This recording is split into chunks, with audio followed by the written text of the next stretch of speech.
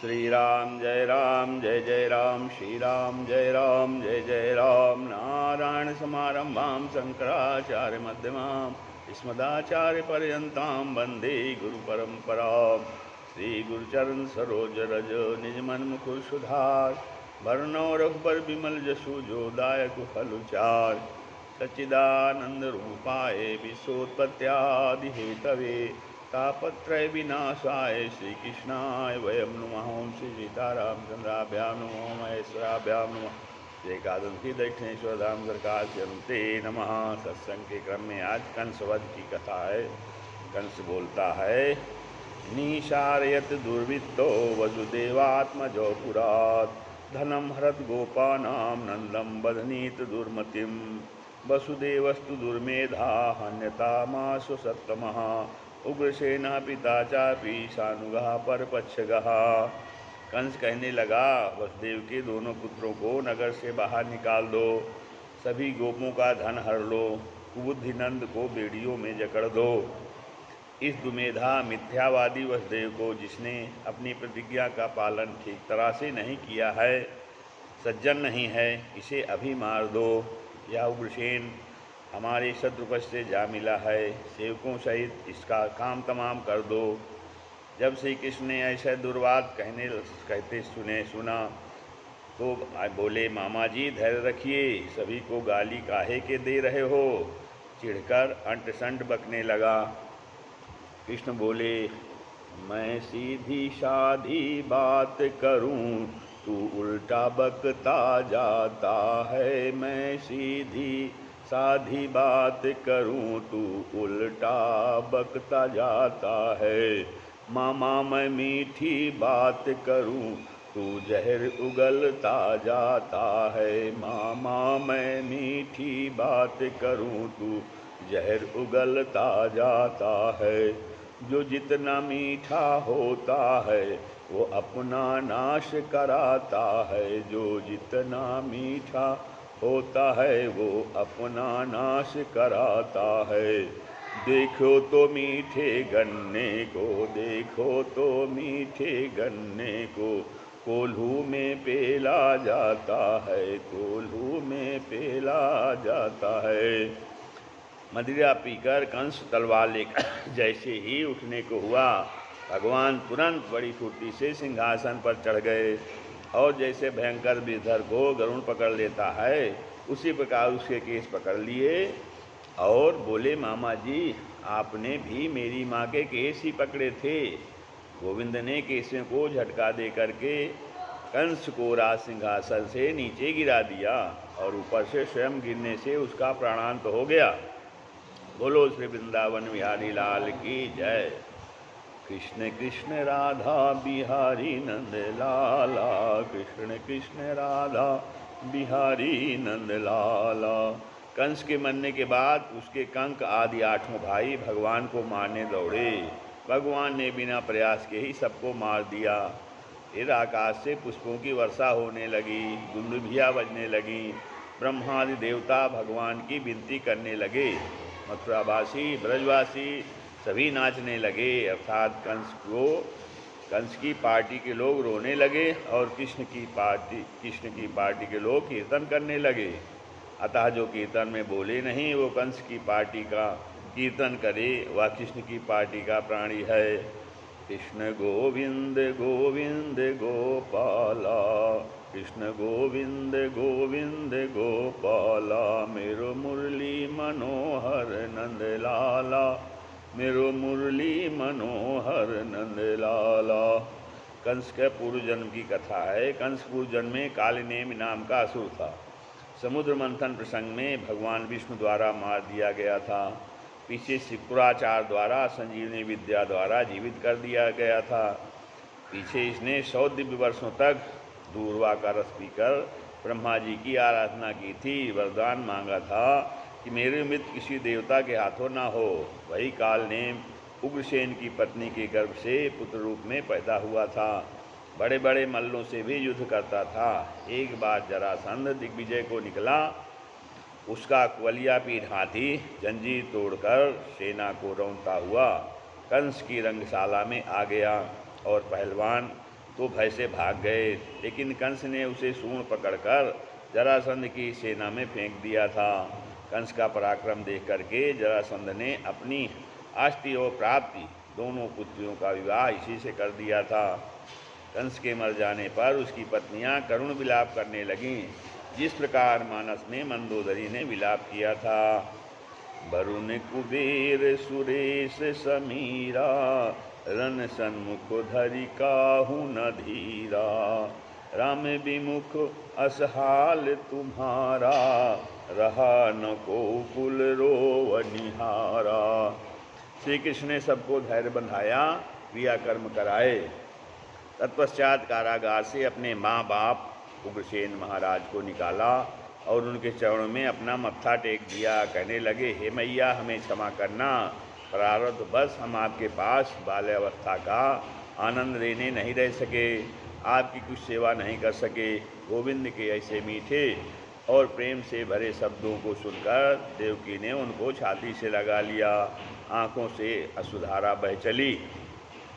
इधर जो है मथुरा 3 लोक से नारी। संसार का नियम है कि पिता के मरने पर या किसी दूसरी परिस्थिति में पुत्र राज सिंहासन पर बैठता है, लेकिन मथुरा में पुत्र कंस के मारे जाने पर उसके पिता उग्रसेन महाराज को भगवान ने मथुरापुरी का राजा बनाया था। फिर भगवान ने अपने नाना को बंधन मुक्त किया और कहा कि वैसे तो ययाति के साप बस यदुवंशियों को सिंहासन पर नहीं बैठना चाहिए, परंतु मेरे कहने से आप गद्दी पर बैठ करके शासन करो, आपको कोई दोष नहीं लगेगा। उग्रसेन महाराज को राज सिंहासन पर बिठाया गया। चारों तरफ जय जयकार होने लगी। श्री राधे गोपाल, श्री राधे गोपाल, भजमन श्री राधे गोपाल, भजमन श्री राधे। दीनन के प्रतिपाल, भजमन मोहन मदन गोपाल, दीनन के प्रतिपाल, भजमन मोहन मदन गोपाल।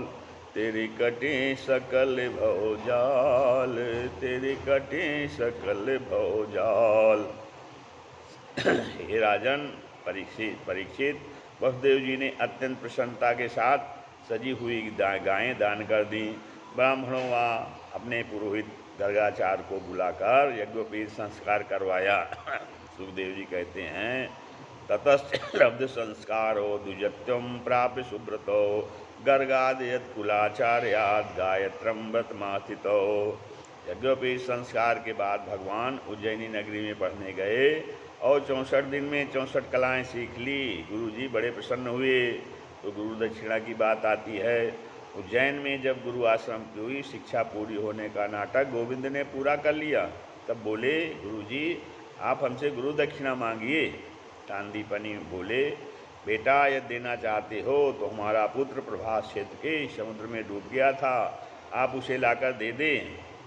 श्री कृष्ण भगवान समुद्र किनारे आकर समुद्र से बोले, तमाह भगवान आसु गुरुपुत्र प्रदीयताम। समुद्र बोला, प्रभु यह काम मैंने नहीं किया है, मेरे भीतर पंचजन नाम का दैत्य रहता है, शायद उसी ने चुराया होगा।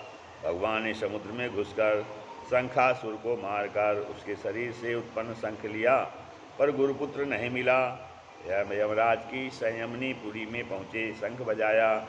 यमराज ने स्वागत किया। भगवान बोले, हमारे गुरुपुत्र को दे दो। यमराज से पुत्र लेकर गुरुजी को सौंप दिया। गुरुजी ने अत्यंत प्रसन्न होकर आशीर्वाद दिया। गुरुजी कहते हैं, गच्छतम स्वगृहम वीरो कीर्त्वा मस्तु पावनी, छंदस्यायातयामानि भवन्तु परत्र चा। हे वीरो, अब तुम दोनों घर जाइए, तुम लोग को पवित्र करने वाली कीर्ति को प्राप्त करोगे। तुम्हारी पढ़ी हुई विद्या इस लोक और परलोक दोनों में नवीन बनी रहे, कभी विस्मृति ना हो। विद्या तो कैसी विद्या होती है? विद्या ददाति विनयम, विनयाद याति पात्रताम, पात्रत्वात् धनमापनोति, धनात् धर्मः ततः सुखम। तो इस तरह विद्या जो है विनय को देती है और विनय से पात्रता आती है, पात्रता से धन प्राप्त होता है और जो धन प्राप्त हो तो धन से धर्म किया जाता है, उस धर्म से सुख मिलता है। इस तरह दोनों भाई गुरु शांतिपनि के आश्रम में विद्या पढ़ने के बाद ब्रज में आनंद से रहने लगे, परंतु उनका मन गोपियों, ग्वालों और नंद यशोदा में ही खिंचा रहता था। इससे वे खिन्न रहते थे। एक दिन उनके सखा उद्धव जी बुद्धिमानों में से श्रेष्ठ थे। बोले, आप उनके विषय में ही दिन रात सोचते रहते हैं। तो उद्धव जी को ब्रजगमन की कथा है। श्री सुखदेव जी कहते हैं, वृष्णीनाम प्रवरो मंत्री कृष्णश्च दयिता सखा शिष्यो बृहस्पति साक्षात उद्धवो बुद्धि सत्तमः। हे राजन, उद्धव विष्णुवंशियों में श्रेष्ठ श्री कृष्ण के मित्र तथा मंत्री बृहस्पति के शिष्य तथा बुद्धिमानों में श्रेष्ठ थे। उद्धवो देवभागस्य महाभागा सुतोद्भवतम। बृहस्पति के प्रधान शिष्य वसुदेव के भ्राता देवभाग के पुत्र थे। एक दिन श्री कृष्ण से कहने लगे, गोविंद, आप हर समय गोपियों और ब्रज की यादों में ही खोए रहते हैं। भगवान बोले, उधो मोहि ब्रज बिसरत नाही, उधो मोहि ब्रज बिसरत नाही। और कहते हैं, गच्छोद्धव ब्रजम सौम्य पित्रोर्नो प्रीतिमावह। कहते हैं, उद्धव, तुम ब्रज में जाकर मेरी माता यशोदा और बाबा नंद को आनंदित करो, और गोपियाँ जो विरह व्याधि से बहुत दुखी हो रही हैं उन्हें अपने बुद्ध से तथा मेरे संदेश को सुनाकर प्रसन्न कर आओ।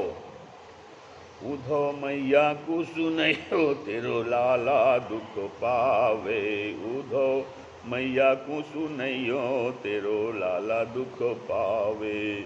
गरम नीर से मुखड़ा धोई के, गरम नीर से मुखड़ा धोई के, अचरा पोंछ बिठावे, अचरा पोंछ बिठावे।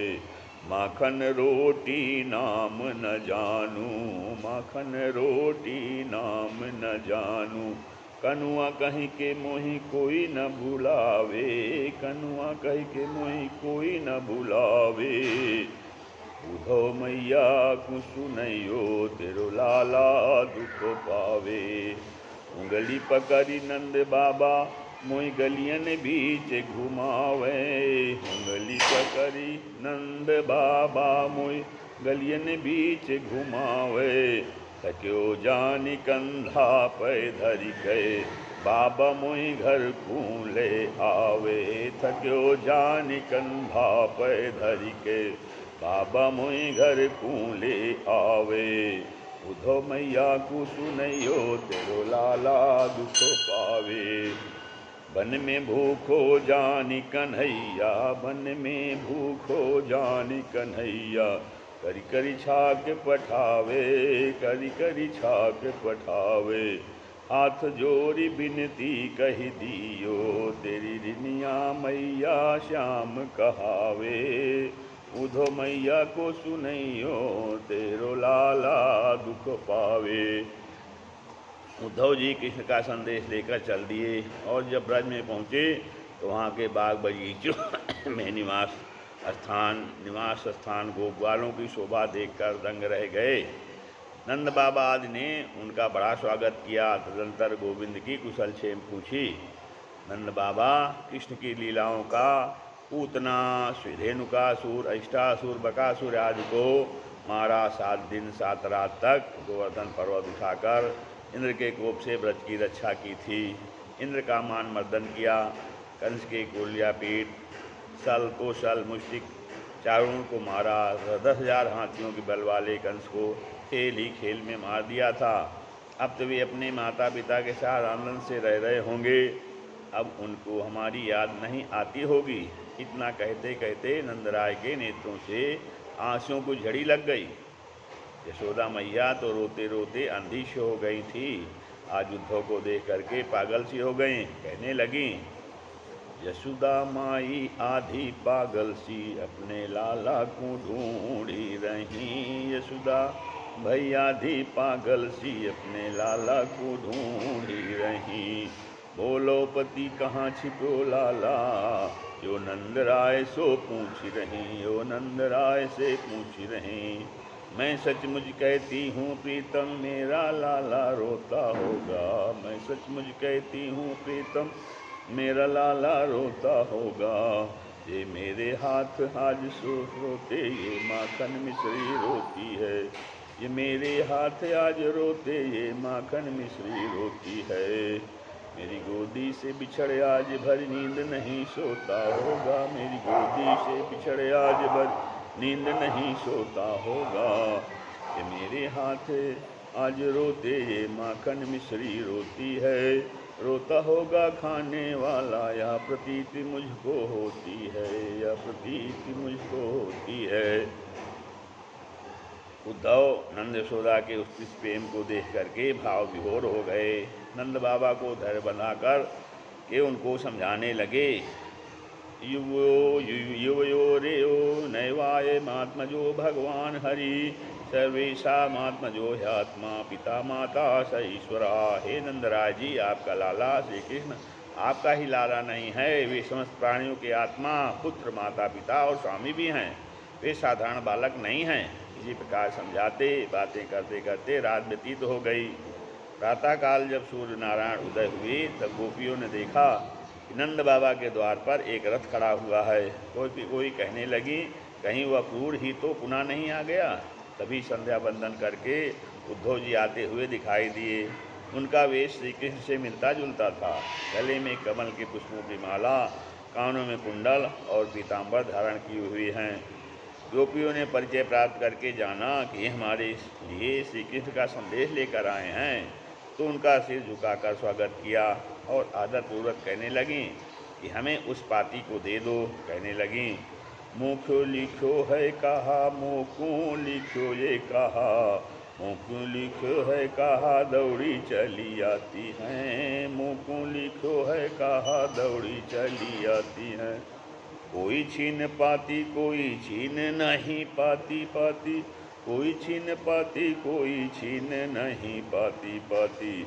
जब छीन नहीं पाती तो पाती कहाँ पाती हैं, तो पाती कहाँ पाती हैं। कोई छीन पाती पाती, कोई पढ़ो पाती पाती। जब पाती नहीं पाती तो कैसे पढ़ो पाती हैं। कोई पाती पाती, कोई छाती से लगाती पाती। जब वाँच नहीं पाती ऋग बिंदु सर जाती हैं। कोई सुन पाती कथा, सुन नहीं पाती कोई। व्यास जी न आती, वो कैसे सुन पाती हैं। उद्धव जी, हमारे श्याम हमसे परसों आने को कहे थे, लेकिन आज तक नहीं आए। बड़े निर्मोही निकले।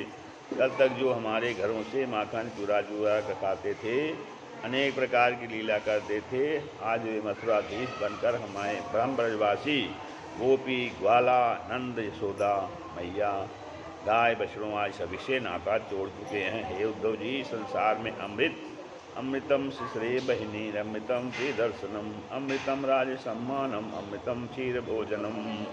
उस्ताद जोग सार्थक नेत्र मन।